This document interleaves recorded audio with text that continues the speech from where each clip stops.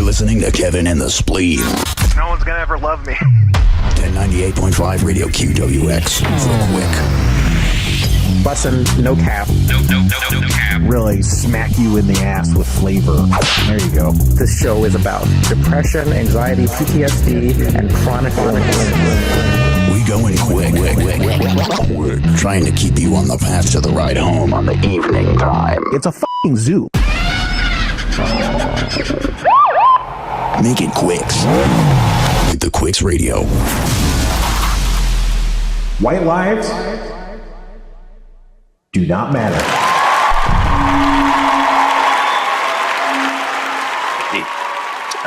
Evan, I'm holding my breath. Why you hold your breath, man? Kevin, you talk. Me talk. I'm really curious why you're holding your breath, because you don't look like you're doing so well over there. I thought I had more lung capacity than this. What were you holding your breath for? For the intro. The whole intro you were holding your breath for? Yeah, it's still up. We're going over a bridge. You know, you gotta hold your breath over the bridge. I don't think that's a rule in radio. That sucks. I thought for sure I could hold my breath longer than that while doing the show. Ugh. Are we gonna get fired? I don't think so. I don't even know who could fire us at this point. I breathe though. Yeah. I don't think that's like you can get fired for breathing in most jobs anyway, though. You're so understanding, Kevin. I'm sorry for saying fuck you. It's okay. I know you're a very passionate man. Anyway, I've been policing, Kevin. I've been out policing lately. Like tone policing? Yes, I've been tone policing the police. Who polices the police's tone? I'm up there. I got my cop watcher badge, and the cop's like, you don't know why I pulled you over, and I'm like, hey, sir, getting a little passive aggressive there, a little presumptuous. Why don't you just tell the guy why you pulled him over, huh? You know. Then he shoots me, of course. Of course. A dirty look, Kevin, because I'm exercising my rights. Which right were you exercising? The First Amendment, of course. Okay. Why am I holding? I'm holding my breath again. I don't know why. Why did you start doing that in the first place? We keep going over a bridge. Well, I think that's more of a metaphorical bridge that we're going over right now, not a real one. No, I'm moving. Did I tell you I was moving? No, you didn't actually bring that up. God damn it! I'm moving into your basement. Okay, hey, that would be amazing. You'd be like the wacky neighbor I always wanted. And I could be like the spleen of the household, you know? Like, I don't know. Do you ever think of like the different rooms of your house as organs? Like the TV is the gallbladder. That it makes a lot of sense now that you put it that way, but no, I haven't really. The pituitary gland is your GLP-1 drugs. Kevin has a lot of GLP-1 drugs. What does the spleen do in the house? Fuck you, Kevin. I'm looking this up. Okay. You know, for the amount of like milking that we have done of the spleen, I don't know that we've actually really determined what a spleen does. And if you're looking for something new in the bedroom, folks, try milking the spleen. If you know what I'm saying, that's a hot commodity. You know, if I'm acting like the spleen in the house, basically, I think what I'd be doing is filtering the blood. Okay. I'll filter your blood. I've got a water filter. Is that kind of the same thing? That can make my job a lot easier. You got to imagine there's a lot of blood in the water, or water in the blood. Yeah, we got to filter all the blood out of your water, Kevin. You know, I do have a lot of iron, and I wonder where it's coming from. That could be blood. Yeah, it's definitely blood. Whose blood? Exactly. We got to filter it to find out. Okay. I'm holding my breath again. I don't know what's happening. I commend your dedication to this bit. I wish I understood it a little bit better, but I love it. Dedication to the bit. Usually breath holding occurs under stress or threat. It can also occur when we're anticipating something or wanting something to happen. What are you anticipating or wanting right now? Uh, to filter your blood. It's really kind of you. No one's ever actually offered to filter my blood for me before. Yeah, but Kevin, we don't often have guests on this show. Kevin and the Spleen, of course, the show we're doing. But we actually have a great guest. We do. Yeah. Do you wanna introduce our guest? Kevin always introduces the guests on Kevin and the Spleen. Okay. So I'll hold my breath. You're gonna hold your breath. Okay. So we have on the show tonight a very well-respected guy. I have a lot of really, appreciation for all he's done for Shop Home Video and everything else. I don't even know how to introduce you. I mean, you're a special effects genius. You're an editor. You are a filmmaker. You do a little bit of everything. He dates back to the earlier days of Channel 101, right? Is that correct, guest? You're muted right now, guest. Yes, that's true. Yeah. 2003, I've been working at Channel 101. When did Channel 101 start? 2003, I think. From the fucking beginning. Yeah, like a couple months into the beginning, yeah. Wow, Kevin, continue your introduction. I stepped all over it. You were doing a good job until I fucked it up. That's okay.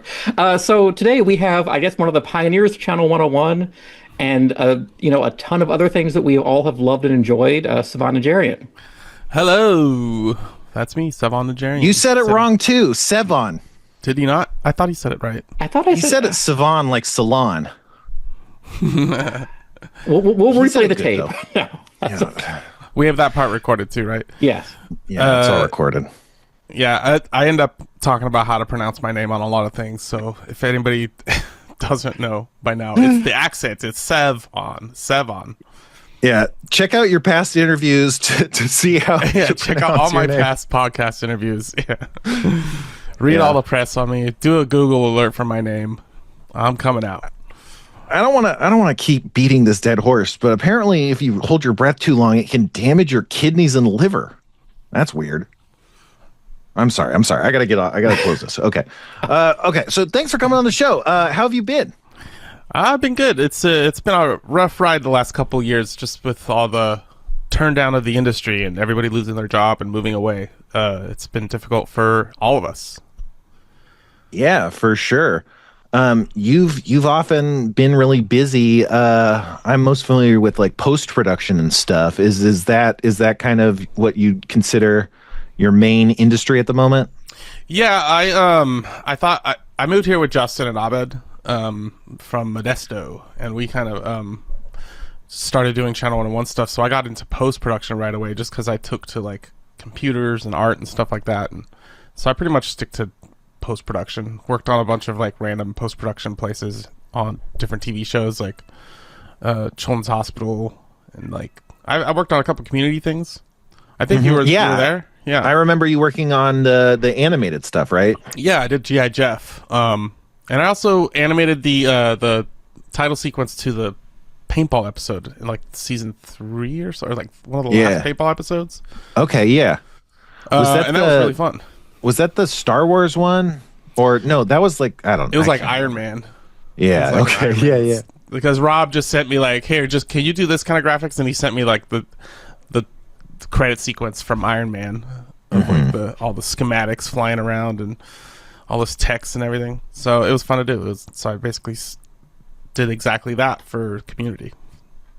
So in that, was that After Effects or was that a combination of things? Yeah, that was we're trying to get this like outline schematic look, and in order to do that easy and animate it, you could just like do it in 3D and like have it render with just wireframe and stuff. But so we had to kind of learn some Blender. I think it was Blender or 3ds Max. It was a while ago. And so we just used some 3D work, and I hired a couple of modelers, and then we just kind of rendered it out. But then a lot of it then was in After Effects and just motion graphics generally. But yeah, it's kind of just a mishmash of stuff that we had to like together. After Effects is like pretty powerful, but it also like it feels like it gets unwieldy pretty fast. So it feels like you kind of want to use different tools and have After Effects be part of it, or like finish things into it, and kind of like, is that correct? I don't know. What I learned is because like I taught myself, so I didn't really like go to school for After Effects or anything. So I just tossed every manner of picture, every video into one project, and just worked on a timeline that's like as if it were Premiere, like shot, and that's just not how you work with After Effects. You're supposed to work one shot at a time, one project. So if it definitely gets unwieldy if you're like building 100 shots in one project file. It gets super laggy, right? It gets super laggy, and it just can't keep track of all those assets. It's not like a node-based program; it's a layer-based, so it's very intensive on your computer. So it's and I back in the day used to do After Effects animation for like House of Cosby's and stuff, where I literally just like have every mouth on the timeline as a different layer, so it just became like 1,000-layer timeline. And that's how I learned how to do After Effects animation, and then you just figure out how to like optimize as you go, and that's really is the key with After Effects. If you use it enough, you just have to like just be clean and organized and optimized, and it's you won't have such an unwieldy project. Yeah, I like started figuring out After Effects, and then like I basically stopped using it so much. I would use like other ways of getting the stuff done. Oh yeah, and then I completely forgot how to use it. So now like I would say that I like have no idea how to use it, and I feel like I wasn't comfortable before, but I could use it for the shitty bullshit I was making, and now I can't. I should do like a class or something, or a seminar. Yeah, that'd be cool. Everybody's always asking me how to do stuff. Yeah, but or YouTube videos. Yeah, there's so many of those, aren't there? I feel like I'm just like way behind the game on that kind of stuff. Yeah, and they have crazy production values. I was looking at, or Abed sent me a link to House of Cosby's on YouTube, and I looked at it, and it was just this random person that has it uploaded, like all the episodes, and he has over 500,000 views on it. And I'm like, there's all these people that have all this YouTube content that put it up way before it was like monetized, are now monetizing it based on my work, and it's just kind of bummed me out to see like, oh, my God, we have so many downloads we're not getting paid for all over the YouTube. So I feel like I just missed out on that whole YouTube boat, and it just would feel weird to get started now, Yeah, I do the same thing, but with Kevin Spacey. I just upload a lot of Kevin Spacey stuff to YouTube. I get a lot of money. But it's I think it's cool. But so this is a weird pivot, but you make food. Is that correct? Yeah, I love making food. Yeah, we play Magic together sometimes, and I don't always indulge because I'm always counting my calories and shit. It's obnoxious. Yeah. But anytime I do taste your stuff, it's like really good, and I'm always blown away. And I feel like generally speaking, you don't have like, I think you do a lot of improvisation, right? You just kind of do it by vibe and feel to an extent, especially I think, I mean, I get lost when I look at a recipe, because like I'm like, what is that, a big B or a little B for like I get so lost. I can still read them and follow them, but I think I learned how to cook by my dad, who cooked a bunch of Armenian food, and he'd literally just like toss things together, and like he's like, he didn't really measure any spice, so like I kind of just took that as like I'm just gonna go by taste. I'm just gonna see. I know what it should taste like. So I think I just developed that type of cooking style. I didn't go to school for cooking, but I definitely started my early career as a cook, like at McDonald's, and then like worked at a restaurant and a couple other places. So I kind of got a lot of like restaurant training as a cook. So I have like a backlog of like the proper way to make certain sauces and like soups and like all the prep work that you could ever do. Like my knife skills are amazing, and I know how to prep things, and I know how to break any kind of protein down, and I know how to slice and dice and all that stuff, and like just like the basics of general cooking and like what it should taste like, and just like speed and efficiency as well. That's what you learn in a restaurant. But then ultimately I became an animator, so I'm like, I guess I'm just gonna have to cook for myself, and ever since I'm like, I like cooking for other people. I like making a big pot of things and just being like, hey, check out this thing I made. It's just, it's usually ends up being like poor food, like, stuff that's cheap and easy and big. But like all of our friends that come over, they're like, they've never had home cooked meals, so like it's just something new to them. So it's just my way. It's like a good flex I use to just be like, look how cool, look how smart I am. Yeah, I think cooking stuff is always like a good flex. Like people, I don't think it really takes too many dishes, even if you have like, I mean, this is like a classic dating advice or whatever, but it's like make something really good, get really good at making something, and then like bust it out, and people will be impressed. But I was looking up Armenian food. What kind of Armenian food would your dad make growing up? Or what, when you hear or think about Armenian food, or you see like a restaurant or something, like what are you excited by? It's interesting because we live in next to Glendale. Oh, you live in Glendale, right? I live in Burbank, but it kind of bleeds over. So there's like a big, huge Armenian population and a bunch of food there, and it's not the food I'm used to growing up. So I moved here from Modesto, which is up north, right in the middle of California, and there was only a couple Armenian families, and we were one of them. And so we just based it off my knowledge of Armenian culture based on my dad's food, and he would just always do some kind of rice, some kind of sauce, some kind of meat soup, or like some kind of hummus, tabbouleh, mostly rice, chicken, fish stuff. For my favorite thing that he always made was he used to call it buffalo balls, but it's called kufta. And that's like a kind of a ground meat, right? Yeah, it's just meatballs with some rice in it in a tomato stew. And for some reason, just like that tomato and the curry powder that you use to make the tomato have that tangy flavor, that has always just been in my mind as Armenian food. It's just like it kind of melds with like pizza also, because my dad used to make lahmacun, which is like an Armenian pizza is what he called it. So he always had like a just American term for the food. So I know the American term and sometimes the Armenian term, like dolma.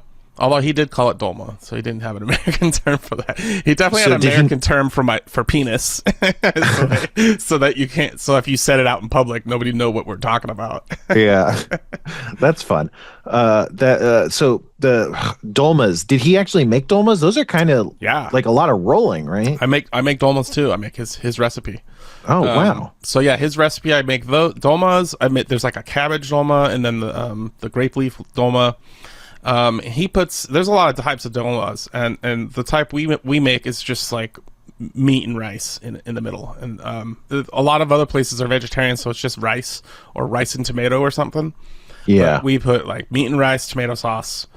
We like steam it in tomato sauce, and those are great. And we do it in cabbage too, which I love it because they're bigger. And I don't know, something about steamed cabbage wrapping that meat is so good. It's the same meat. It's just like same meat you'd find on a lahmacun. It's just meat spread across a tortilla. It's very much the same ingredients: curry powder, beef or lamb, onion, garlic, and then some kind of herb, like lots of parsley, that kind of thing. A lot of onions and garlic, which is great. And so I grew up on that, and now that I'm married to Erin, who's a Filipino, she's very similar food as well. I make a lot of that kind of stuff too. It's very, very garlic and vinegar flavored meats and stuff. Yeah, I think when I've had dolmas, they were mostly just rice and like kind of like almost like a vinegar dressing kind of flavor profile to them, just kind of pickly almost. Yeah, the leaf itself is pickled. Yeah, if it's a grape leaf, yeah. I remember my grandma picking my neighbor's grape leaves and like stuffing it in a jar when I was a little kid, and I was like, "What are you doing with that?" She's like stealing somebody else's stuff, and then she made dolmas with it. And I'm like, "Oh, okay. I guess dolmas come from a tree next to the house." Yeah, that's cool. And you were talking about cabbage. Cabbage. We were also talking about poor food. Cabbage is like a classic poor food. Like people are like, "Oh, cabbage" or whatever. But man, like you do just a little bit to cabbage, and it's so fucking good. Yeah, we've been actually kind of obsessed with this cabbage, miso. It's like a oven roasted cabbage with miso sauce on it with maybe some mushrooms, and it's like the best. It's such a good recipe. We ate like a whole cabbage, just me and Erin. Did you say with mushrooms? It's like, yeah, we saute some mushrooms and put it in the miso, like it's a miso butter sauce, and it just goes on top of the cabbage that's roasted. So it's like really like caramelized. I don't know. I just like cabbage. A lot of people don't, but I love it. And there's different ways to eat it. That's the thing. I mean, I really like it just when it's kind of steamed or whatever, when it's not super like prepared. But I think that's what most people imagine when they think of cabbage, or I guess raw maybe. But I think people just don't like what they don't like to smell too. Like sometimes it could be rotten smelling. Yeah, I think the smell. I think broccoli is the same way. As like the smell is kind of more off-putting than anything else to people. But when you do something to it, it's real good. Yeah. So you lived in Modesto. You went to school there? Went to high school, dropped out of high school halfway to... I didn't drop out of high school. I went to independent study. It's like... Yeah. As a Jehovah's Witness, the way I grew up, it was an easy way to get out of school, high school, because I was being bullied by freshmen for some reason. So in like my sophomore year, I figured out a trap door out of high school, and I took it. Yeah. It's you go to school once a week because you need to go door to door the rest of the week as a Jehovah's Witness. So it's like it was like a religious trap door I was able to take to get out of school, because I was just not good in school. I was just a loner, and like I just spent my time in the library. Like I didn't know because I wasn't allowed to make friends as a Jehovah's Witness. You're not allowed to make any friends that's not a Jehovah's Witness.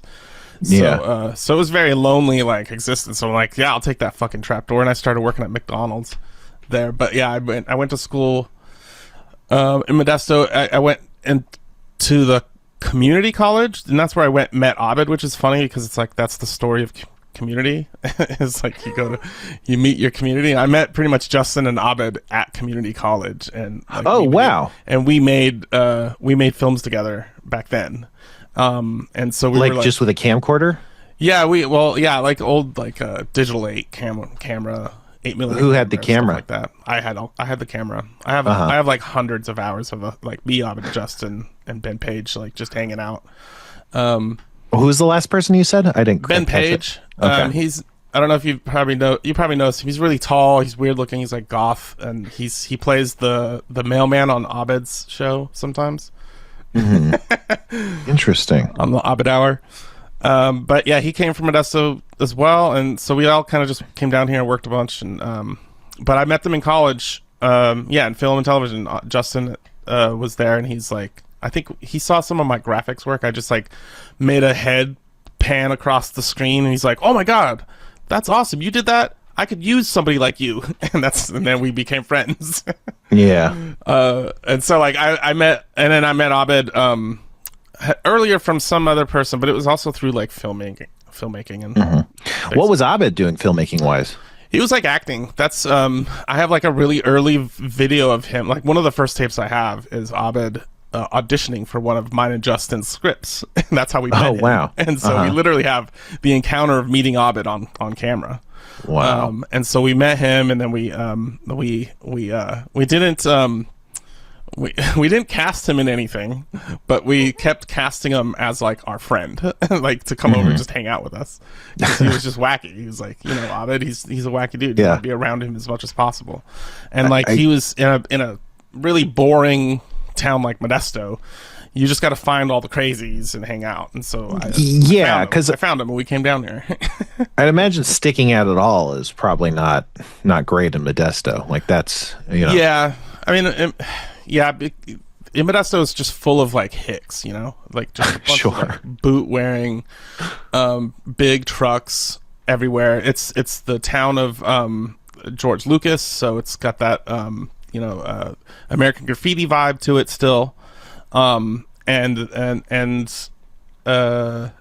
Graffiti was basically about Modesto. It's like this whole area, but like I'm not a car guy. I'm a nerd. Like I like computers, and I like video making, and I like films and stuff. So cartoons. So like I guess I stuck out in that way because there's not a lot of people up there doing that. But I found the couple people that I meshed with, and I guess that's how communities form generally. You just find people, right? Definitely. So were you good? Obviously school was problematic in high school and stuff. But were you like a good student? No, fuck no. Okay. Well, look, in high school, I was actually a straight A student all the way up until high school. And then when I went to college, I was like, I'm a good student. I'm smart. And I got like fucking D's and stuff in college for some reason. And I was, except for like film and television. But like I was taking this astronomy class. And I was like, I love astronomy. I'll ace this. And I was like, oh, it's all math. Yeah. I'm good at math, but I hate it. So I just really didn't care about astronomy anymore. I was like, it was not what I expected. Yeah, me too. I was good at math and I hated it. I was like, I feel like it would be good. And I love science, but science is all fucking math. And I was like, when I was a kid, I was like, I want to be a scientist. And then it's like, oh, you just need to do math. And I'm like, I could do this, but I hate it. I just don't want to. Our ideas of as a kid of being a scientist is like just gazing at the stars and like in wonderment. And in my opinion, it was like that. I guess that's the job, is just to look at the stars, not to actually quantify anything. Yeah, for me, it was a cross between Bill Nye the Science Guy and just like inventors, you know. And it's like, no, that's not like, the scientist isn't Bill Nye the Science Guy who like talks about all the science. Like he's an actor basically, you know. And then like what a real scientist is like a guy who like looks at computer models of polymer molecules to see like which is the most non-stick or something. And it's like, well, it's not like Bill Nye. He's talking about like boats one day and like particle physics the next day. That's what I liked. And inventor is the same thing. It's like you could invent a range of things, you know. And also inventor is not like a job. It's just like a type of entrepreneur. Abed's here. Can I see Abed. He wants to see it. He can't hear us though. Oh my God, you look. He can't hear you. Tell Abed we're podcasting. Those look good. Those look like fake. Just let him know we're podcasting. We're podcasting, Abed. Okay. Which is fine. He doesn't have to. It's fine if he's involved. He just know he's being recorded for a podcast. I think he knows it. Okay, good. Not that we mind. I'd love it, but he can't hear us. Maybe it works better if he can't hear us. It does actually. It did work because it made him go away. He just wanted. He just wanted to come and talk. Yeah. Say hi. He heard his ears burning, or he heard. I guess his ears. Yeah, he felt it. Mentioned too many times. No, it's good. I mean, it's good to talk about Abed. Yeah, he's like Beetlejuice. Okay, so I am interested about Jehovah's Witnesses. What was that like? So for me, my family didn't get like less religious, but I grew up like kind of a, what do you call it, non-denominational Christian or whatever. Yeah. And I feel like my parents just kind of pushed religion less, you know, as we got older, but it was still like a big deal to them. I feel like that's a lot of people, as they kind of push it less as they get older. Like what was it? Or first of all, tell us about, I just Googled it. I guess they're not supposed to have friends that aren't Jehovah's Witnesses. Is that kind of what was happening? Yep. So it's very isolated. I would call it a cult. It's a little far to call it a cult, but it basically is. Mm-hmm. I think it's just a shocking thing for witnesses to think that they're in a cult. But definitely. Because they have explanations why they're not a cult, which is interesting. So do cults. Yeah, I guess so. But and it's a subtle one, because it's very it's a trap of the mind.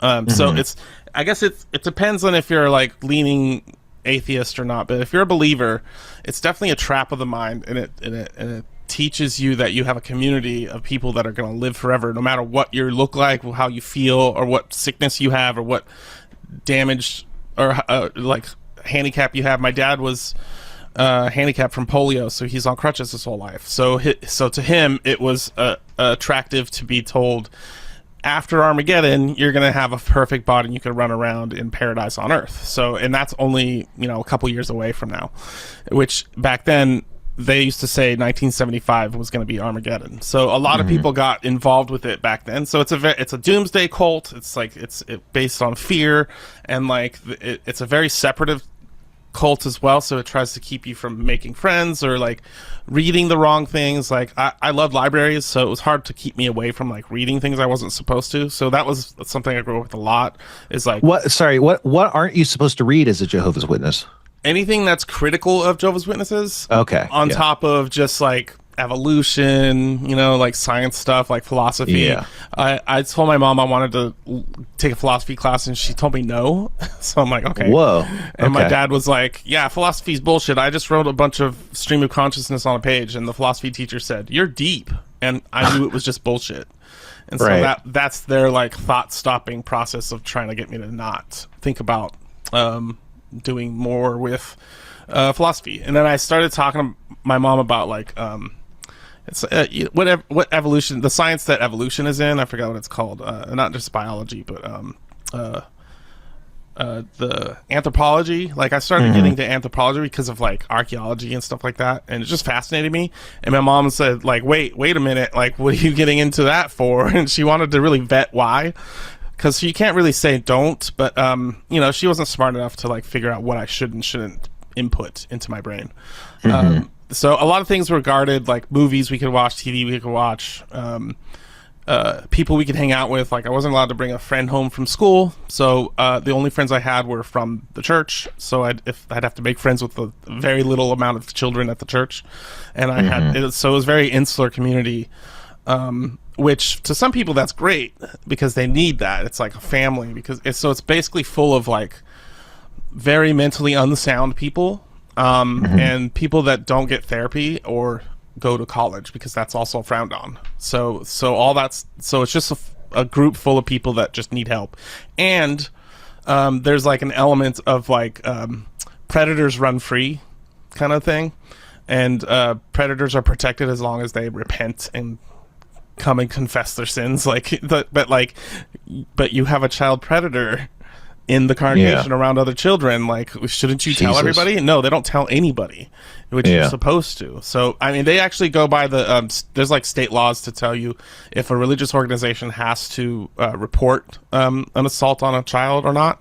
Like some states are non-reporting states, and they go by that by the T. So if you don't have to report it, they don't, and if you have to report it, they try to get people to like characterize it as not an assault or something, and they really just try to throw it under the rug. So there's a lot of problems with that religion, and I had like a major crisis about it like when I was 21, 22, when I moved here. It's funny because I sent like a big long letter to Dan Harmon about like, hey, I'm having this crisis of faith. Can you help me with that? And he wrote back like this long email about like how it's okay to let go of dogma and all this stuff. And I'm like, it really helped me. And he was very instrumental in like my crisis of faith, conscience back then. Yeah. That's wild. I mean, you know, a lot of those elements are a little toned down, but still present in, you know, typical Christianity. Yeah. Like less. It's really interesting. But before I like diverge into that, I'm just curious. Like, I guess this is like a weird question. It's maybe hard to answer, but like, when you're a kid, you kind of like feel everything is normal because you don't know what other stuff is like. And then you slowly get exposed to other people and you're like, oh, is what I think is normal less normal? What was that like? Like, was it just like, oh, life is really restrictive and there's not a lot to it? And like, or like, how did you like as a little kid kind of like internalize that aspect, and how did that change kind of growing up? Does that make sense? Yeah, I think I just separated it out like it was a fantasy life. So if I were on the inside in the church and doing and being the personality, it's a personality split with a cult. So you have two of them. So you have your real self, and then you have your cult self. So your cult self has this reality, a truth is what they try to tell you. It's everything's this truth, and so you really do just believe it, and you're conditioned to. So when your outside personality comes out, you try to suppress it or like say that that's the bad version of me, and like tell on yourself, and like do this whole process of guilt and all this stuff, and like praying or whatever, like all the normal stuff Christianity does. But it's like really heavily pressed on you because they don't want you to leave. They want it to be like a huge crisis to leave. They want it to be like suicide or this, you know. And even my mom said like, if I didn't have this, I'd be dead by now. And that's how they try to pretend that that's the only options you have. And so yeah, it was hard. You had to like really compartmentalize it, and I think I just got good at fantasizing. Like I'd sit at those meetings that were really long, 3 times a week, a couple hours each time, and sitting in a suit with a tie and everything, and trying to be quiet as a kid. And like you can't draw, you can't you can't laugh, you can't do anything. It's like very serious. And so like going through that, I just kind of learned how to be a person that fantasizes or like disassociates and fantasizes. And so my storytelling ability was just like on overdrive at that point, I think. And my brain visuals were on overdrive back then too. So like I'm a very visual thinker, and I can imagine worlds in 3D, you know, in my head. So I think that's the advantage of that kind of conditioning. And so I really just escaped into books and all that stuff, and just as much knowledge as I can find until I found like the knowledge I wasn't supposed to have. And that really just changed. Like it really just like, oh, I got programmed a certain way, and now I have this virus, or at least it's being told to me it's a virus, but it's actually just more information. In a different context. it's like a viral threat to the hold of the religion, you know. Right. It's like they would interpret it that way for sure. That's all super interesting. I don't know. It's a whole world, man. That was half my life. So like that was my first fascination before I became an atheist, and then that became my fascination for a while. Yeah. So I was just, where was I trying to go with this? I guess this is more of a comment than a question. But like a lot of what you were just describing there with the culty aspects reminds me a lot of everything in the book, Adult Children of Emotionally Immature Parents. Oh, yeah. Like specifically when you're talking about the cult self and then the other self, it's like that maps so cleanly onto what they call the role self, which is the way you feel you have to perform in order to be validated. And then when your real self leaks out, you know, you have a lot of like negative self-talk that's been kind of smashed into you. That's like always kind of beating down your authentic self and trying to get you to act in this other way. The cult speak, they call it a thought stopper, or the cult science. So a thought stopper is basically like it's like when you get triggered by certain words that threaten your faith. It's meant to be an answer that prevents you from analyzing any new information about it. So it's just this mental block that prevents you from actually. It's like a real wall that prevents you from actually discovering real truth. And then it's very Orwellian where they're calling it truth. But I read that book too. My parents were definitely not emotional, or like not emotionally mature or sound. Like they just weren't smart people. Smart. That's what happens when you repress that stuff for so long. You kind of just become like a weird drone or something. And that's how they prefer it. It's like it's you don't have. I guess it hurts to think, or something, or it hurts to like work out a problem, or like you just don't want to feel the hurt, the mental pain, or the mental strain. I don't know. It causes cognitive dissonance. Yeah, exactly. So my family is definitely in that mode. Most of us have left the church, but all that's left is my mom. Oh, that's interesting. Is that hard? She's a difficult person, so I feel like she needs something like that. And all the better, because then I don't have to take care of her. So it's better off that she has a community. You know? Sure, yeah, community. She understands. She should watch Community. And I'm not going to take that away from her. Like it's whatever. It's just I can't relate to her in any way. Yeah. That's the thing is like, you know, in a lot of the cognitive dissonance, it comes from things that would like break your relationship with the community. Like the more evidence you have, the more it drives a wedge. And even if it's not like this makes me not want to do this anymore, even if it's not that, it's still like it's making it harder to just relate to the people that I've known and trusted my whole life, you know, and they'll think I'm weird for saying this stuff, you know, so it all like, even if you're not planning on, you know, going away or something, it still is like, I think again, it's like this virus where it's like, you feel like weird about this and it's just easier to kind of shut it down or something. Yeah. Shut it down. Or like my dad literally, like I had a conversation about the stuff I was reading and I brought it up to my dad and he's like, he used just all the ammo or the shields against that kind of reasoning that I read about that they would be using to like thwart the arguments I was trying to make. And at the very end, he's just like, we just can't talk about this kind of stuff. I'm like, Yeah. we can't talk about this kind of stuff. What do you mean? I thought we grew up in like an honest family. Like, what do you mean we can't talk about this stuff? So Yeah. it became that was the turning point where I'm like, okay, I guess they want the cognitive dissonance. They don't want to be told that they spent their life, wasted their life on a belief that they could hold their life back and not progress at life in any way because Armageddon's going to solve all your problems. And that's so I decided to not be afraid of Armageddon all the time and not to rule my life and make decisions based on that. I'm like, because it just didn't, for me, it didn't make logical sense, but I didn't learn logic until later. Like I just, for somehow I didn't know how to use logic, and just like reasoning in general, because they teach you through the Watchtower that this is the reasoning that you need to learn, you know? Right. They use the same words like reasoning and truth and evidence and all this stuff, and they just use it to their advantage, and that's how I just grew up in that bubble. So it took a while for me to get out of it and break through the thought stoppers, and just like, I mean, there's a lot of baggage when it comes to that.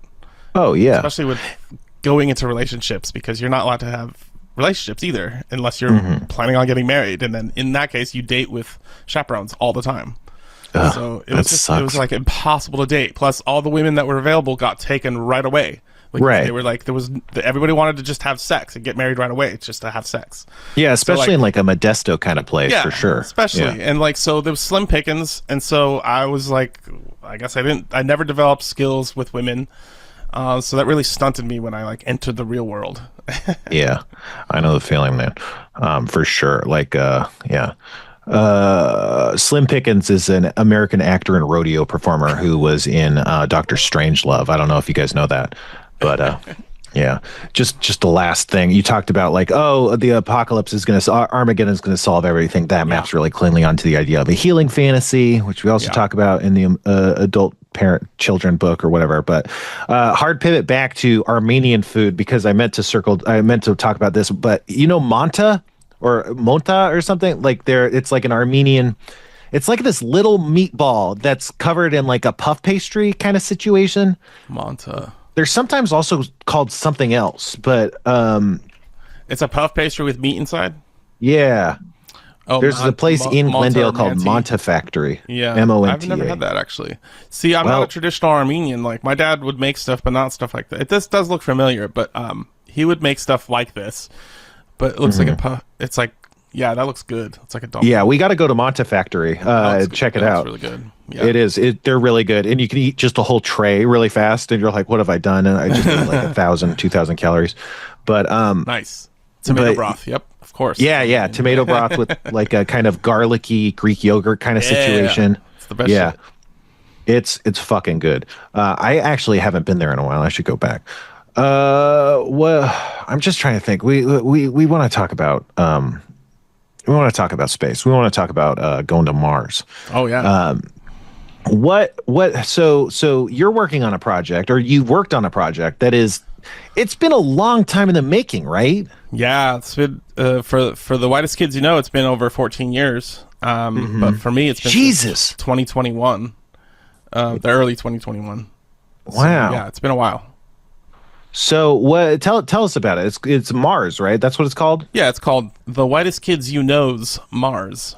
It's a really awkward title, but I like it because it's got 2 like apostrophes in it, like random like apostrophes.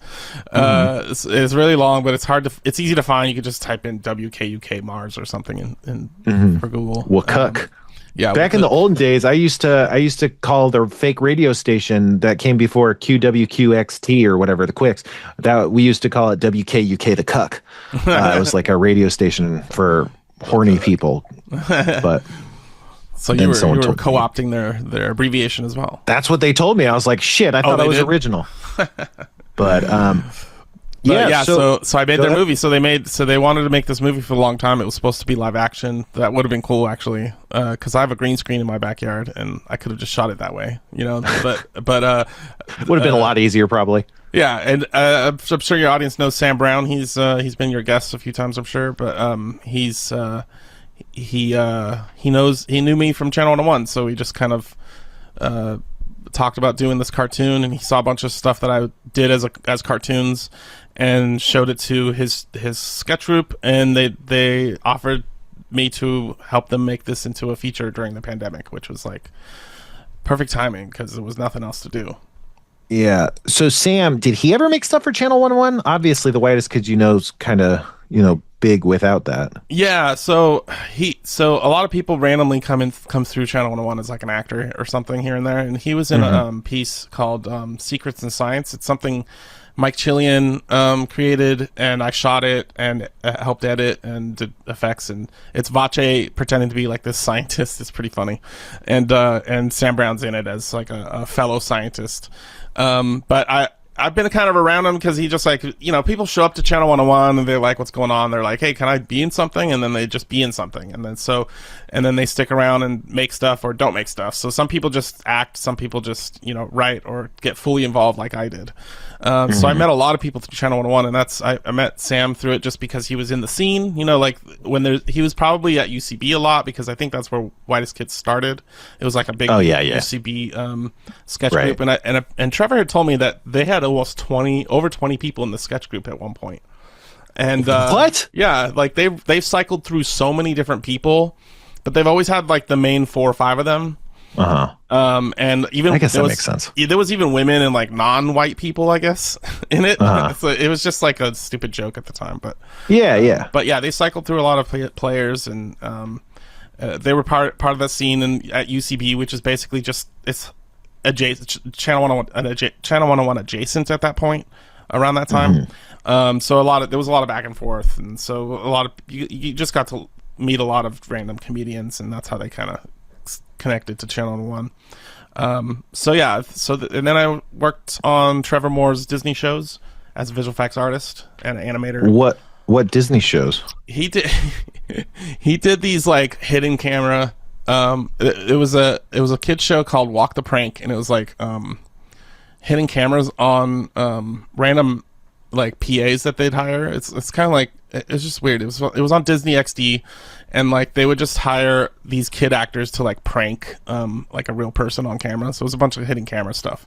Okay. So he wrote for that. He created it, and then there was another one called Just Roll With It, which was like you have a live audience voting for the cast of players to do a certain thing. So they're like, hey, we have 3 options. You want them to swim with sharks, or do you want them to go up in a hot air balloon or something? And then the audience like has these voting devices, and they're like, we want them to do this, and then they just roll with it and act out that scene. So they'd be setting up like 2 possible scenes, and like I'd have to be there to like set up effects for both options, but we'd end up with one of them because the audience chose that. So it was kind of a weird show, but also comedy, and it was fun. He had a lot of opportunities for visual effects, graphics, and animation stuff. Would both sides of it be written, or was it more improv-y, or both? Both. It was both. But actually, a lot of them had earwigs in their ears, so that I bet Trevor was just behind a microphone saying, say this, no, say this, or whatever. Like, It was just like it was very produced. And I had to erase the earwigs. That was actually one of my jobs, is to erase the earwigs out of their ears. So it looks like they weren't being told and fed jokes. Now I want to go back and watch it and just look at the ears, like everybody's ears. I've seen every frame of ears in that show. It was a lot of work, but it was definitely paid well, and it was a good time in the industry back then. So back to Mars. So they approached you. They had a script already, and then they talked to you about, and they wanted it animated from the beginning, I guess.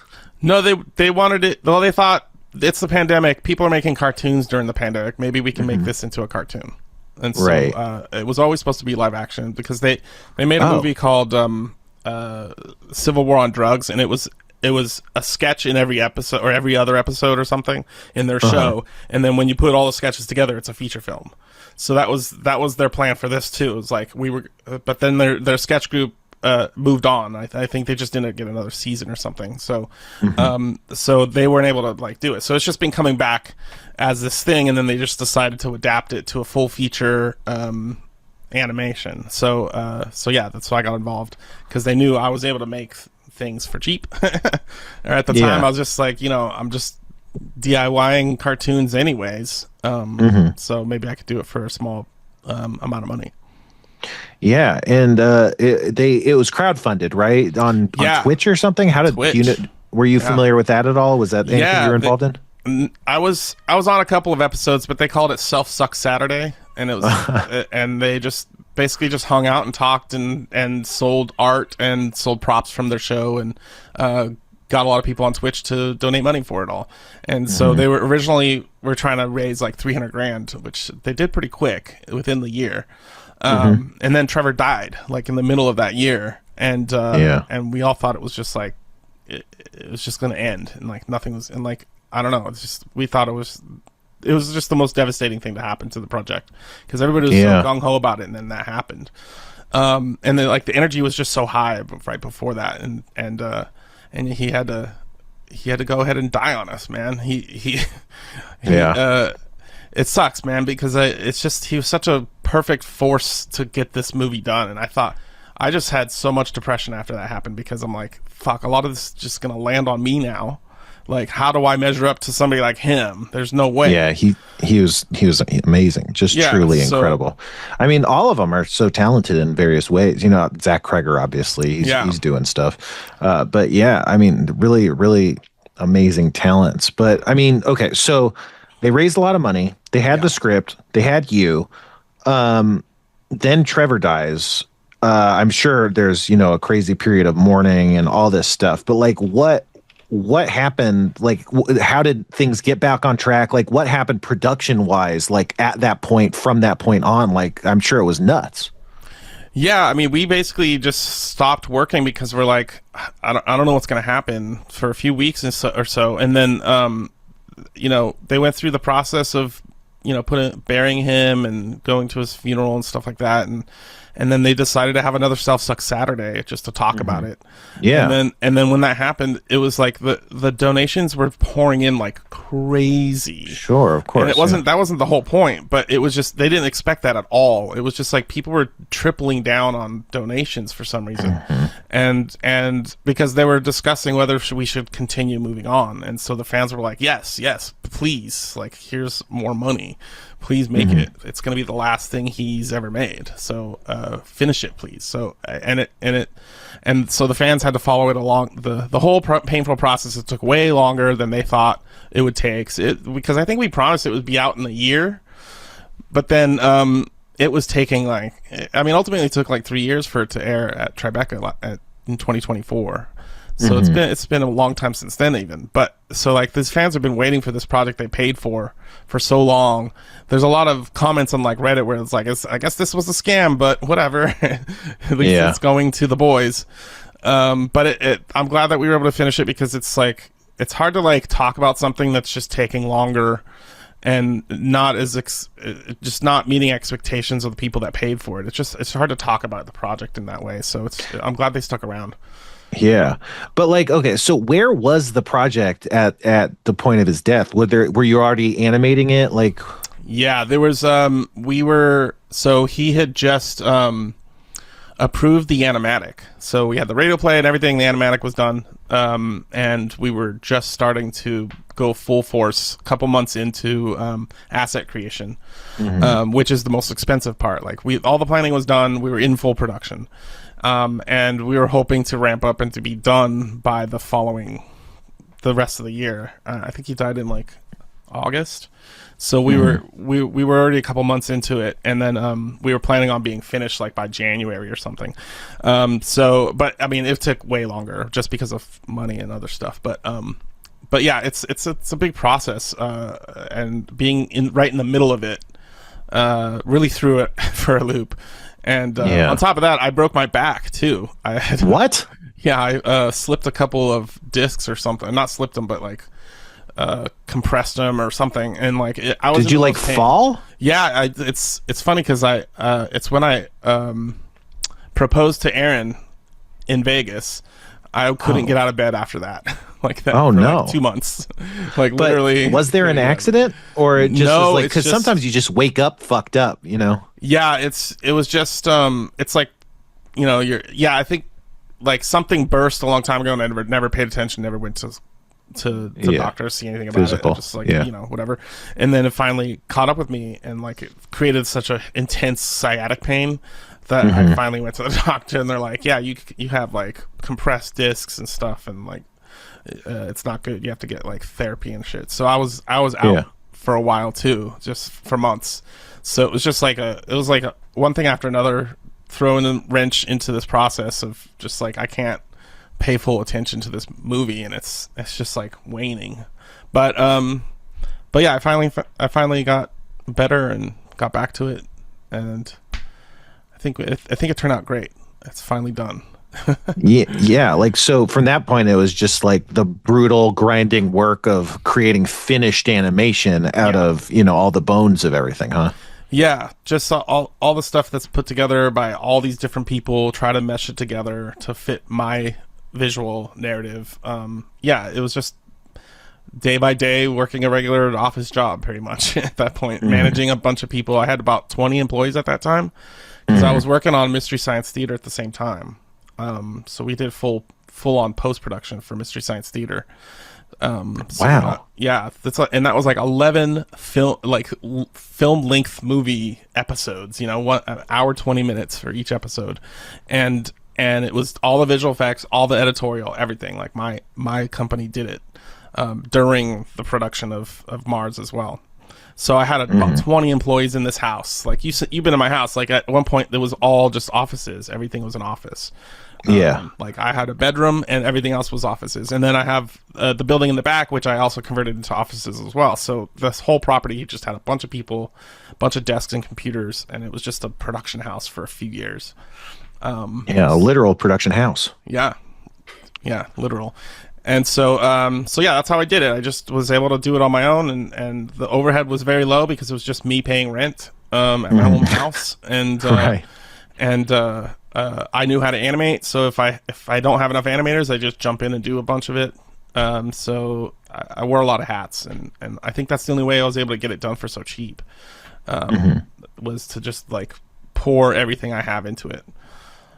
Yeah, with Harmon Quest, I guess I saved the production a lot of money because I don't know. I felt like I was just doing normal stuff, but afterwards they were like, you were doing a lot of different people's jobs, and I was like, Yeah. I was? I don't know. I don't even know what I was doing. That was someone else's job or whatever. I mean, you're But, basically the showrunner, right? Like that's Yeah, I was, yeah. So and like you're acting, you're writing, you're producing, you're show running. You're doing 4 or 5 jobs. I would have rather hired those people and had Yeah, people do it. Yeah, that's the thing is like there's never money to hire those people. Yeah, exactly. I had to be my own line producer, and that sucks because that's Yeah. like just math. Again, I hate it, but I'm good at it. But Yeah, it's all just budgeting, or didn't I have mean, to do you know, that. scheduling. But it is fun though, like looking at a budget and being like, who can I give this much money to, you know, or like who can I make comfortable for a little bit? Because I really liked hiring people and just like spending the money locally and just hiring friends and stuff. People from Channel 101, I just hired them because they knew my animation style, and they I feel like they kind of learned off of my example of animation at Channel 101 to how to animate, and so it just kind of meshed really well to hire a couple people that were like already trained in my method. Great. So That makes sense. yeah. So it premiered at Tribeca in 2024, and then was like, but the fans mostly didn't see it at that point, right? Yeah, because it was just on like it was just played 4 times or something, or 5 times. So like, what was the process? What did the fans want? And it was the the process of getting it to that point from Tribeca. So yeah, so obviously the fans want to see it any way possible, streaming, Right. DVD, Blu-ray, whatever. Out in the theaters, it came out in New York on a couple screens because it's the festival. They don't play it too often, so if you can't get a ticket, you can't get a ticket. So a lot of people just couldn't see it, or couldn't just by not being close enough to New York, Right. because their fans are from everywhere. So so they that was just a signal to them that like, oh, it's doing really well, it might get purchased. Like it wasn't purchased at that point for distribution or anything. So so that's what you do with festivals. You just like showcase it, and if it does well, people are like, hey, that did really well, I'd like to purchase it for my platform or whatever. But that never happened. It took like a whole year before like something actually happened, and developers were interested, and then they gave us this like independent release. But the fans obviously want to watch it, and it keeps coming out in these like limited releases in the theaters, but it's finally coming out on Blu-ray in March. So I think already a lot of the fans have probably pre-ordered it.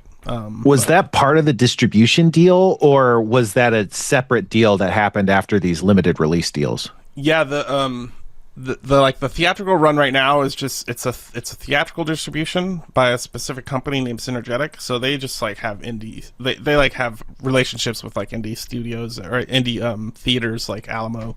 So we're at the Alamo Draft House in like 8 different cities for the next couple weeks.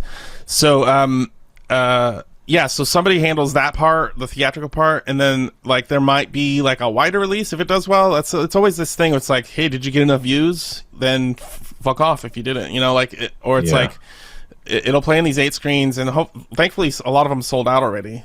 So I don't know if that means anything, but I think it's going to come out with a wider release at more Alamo Draft Houses across the country. That's so cool. that'd be nice. It's just we're just going on a Q&A tour for the next couple weeks, and so a bunch of cities like Chicago, New York, Brooklyn, Denver, Austin, San Francisco, and LA.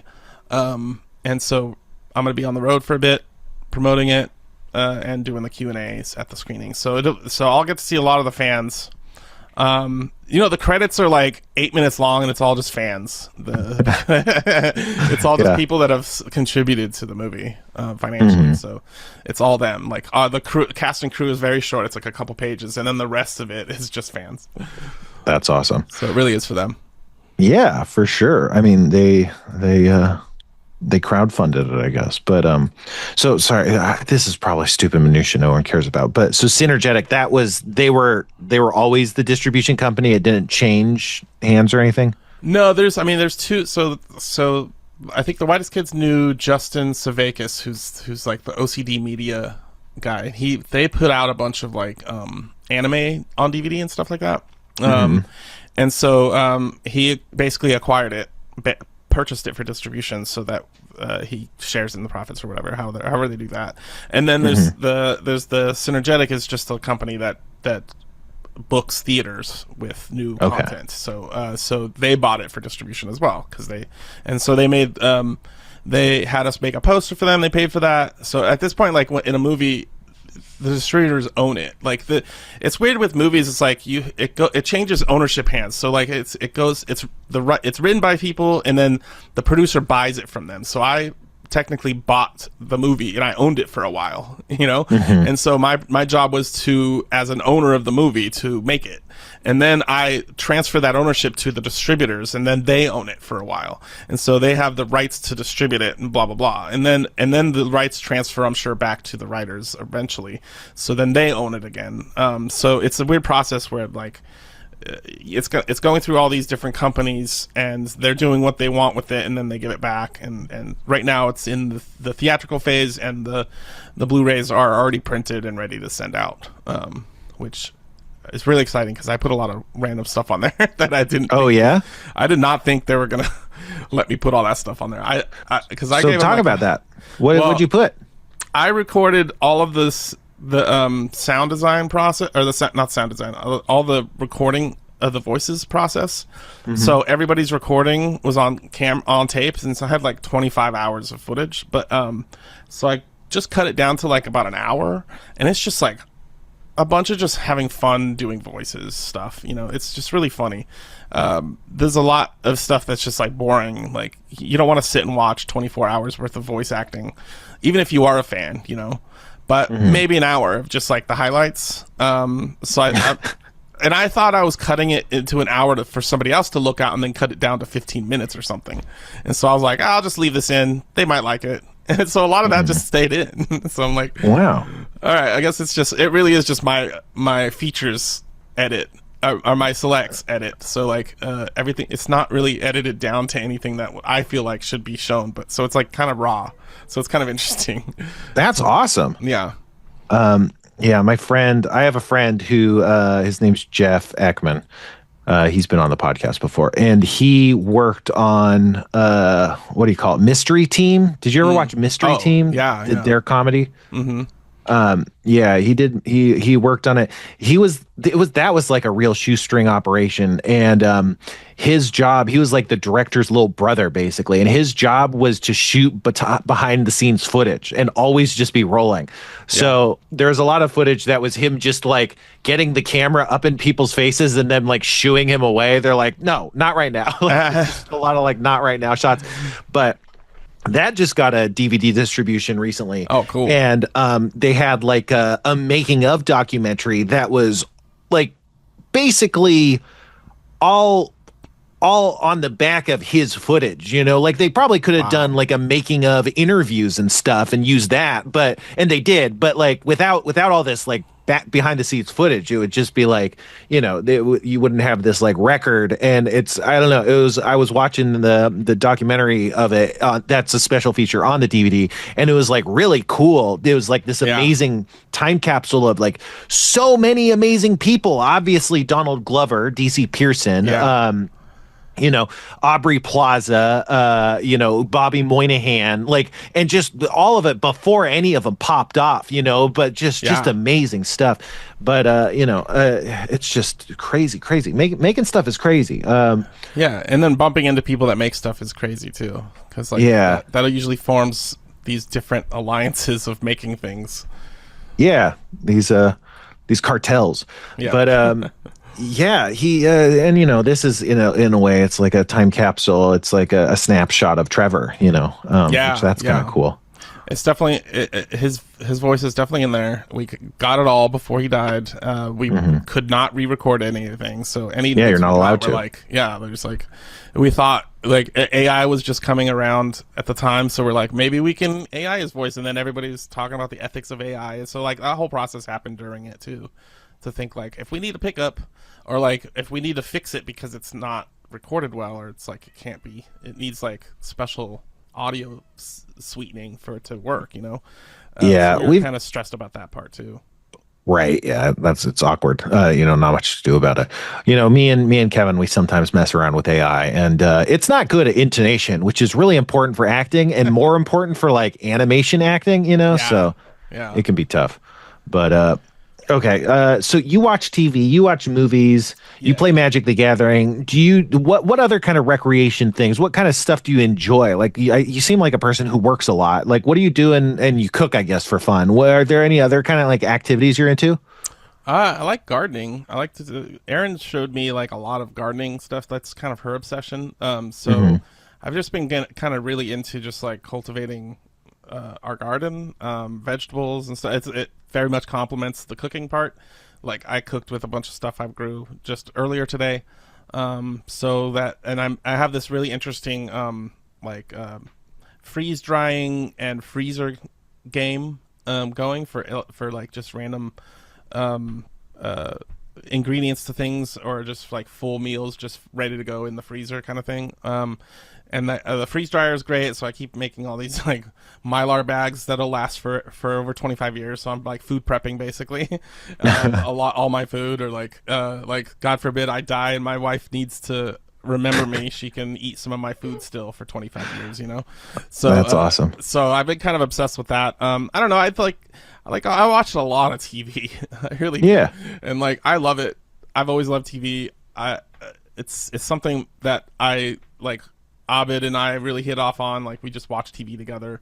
So it's just like I don't know, I think that's still my favorite thing to do, is just watch TV and watch things. So and I think it's for me it's just research, and I want to be entertained, and like I want to be a better entertainer. So I feel like I just need to keep up on my tastes and know what's going on and know how to respond to, you know, modern filmmaking techniques and stuff like that. And just I don't know, I think I just spent a lot and to me sometimes that looks like people on the outside see me as just always busy or always working, but I'm really just watching a lot of TV and just like forming opinions about things or reading books and stuff. And trying to learn new concepts, and I don't know. I've been building websites lately just because of Claude Code.